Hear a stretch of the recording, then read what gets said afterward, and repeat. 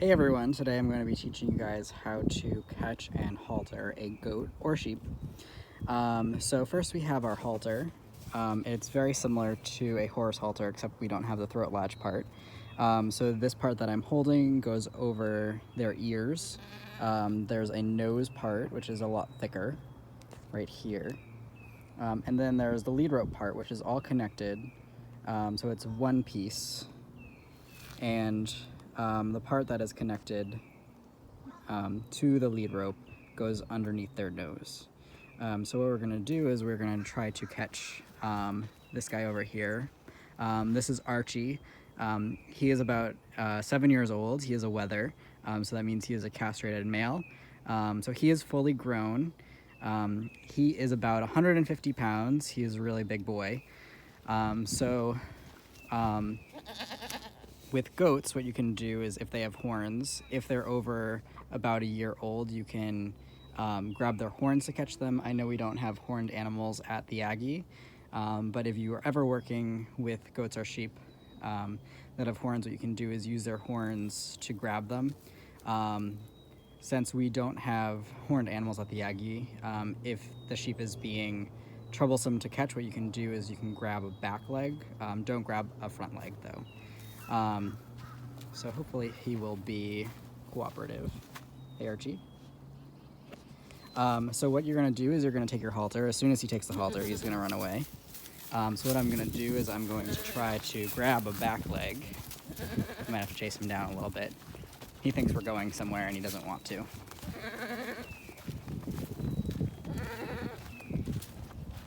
So what I'm going to do is I'm going to grab a back leg right there. And he's complaining. So then from here, since he has horns, what I'll do is I'll go up to his horns and grab his horn, and that keeps him nice and still. And then what I'm going to try to do is I'm going to try to videotape this while I'm putting the halter on him, which might be a little bit hard. So what you're going to want to do on a goat or sheep is you are going to want to put it over their ears first. Since he has horns, I'm going to have to put it over his horns first. So I put it over this horn, I put it over that horn, just like that, and then I'm going to put it around his nose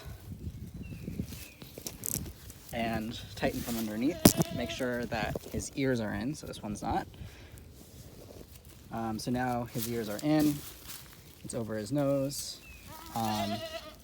put underneath his nose, and you want to check to make sure that the halter is not in their eyeballs at all, is not holding back any ears, so his ears are free, and his eyes are not being rubbed by the halter. So you want to lead a goat or a sheep. You want them on your right hand side, just like a horse. And then the goat should follow with you. Sometimes they're a little bit stubborn. The goat should follow with you if you give them a little pull. You don't want to be dragging them. You want to just give them a little pull, they should follow. And if you need to turn, kind of just give them a little pull that way.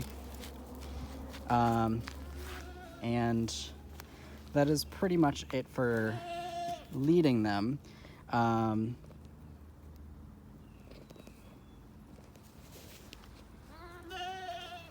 Usually when they are kids, you want to start teaching them how to lead.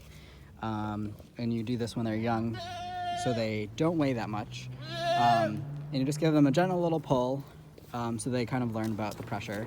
So then when you give them a little pull, that they follow. So Archie's pretty good about this. When they're younger, you might have to give them a little bit more motivation, just because they're usually away from their mother and confused and upset. So you just want to kind of give them a little bit more motivation. But then when they're older, then they will be nice and well behaved on the halter. So then when you go and walk with them, your goat will also walk too. For an animal like a sheep, sometimes they're a little bit more stubborn since they're a little bit more herd bound. Goats are a little bit easier to lead than sheep, in my opinion. but sheep go on the same side as a goat would, so you'd want the sheep on your right-hand side. The only thing that you want to worry about is if you have a horned animal, you don't want them to be rushing up behind you and pushing you along. He has quite big horns, so you don't want him to kind of turn into you and hit you. So since his horns kind of turn outwards, you want to just be careful of that because they can hurt if they do bump into you. Thankfully, we don't have that problem at the Aggie. We don't have to worry about a horned animal rushing into us. But so just like a horse, you kind of just lead them. They should follow along nicely. And you want them right at your side. You won't want them too far behind you or in front of you. You should be leading them, not them leading you. And then if you pull back, they should stop.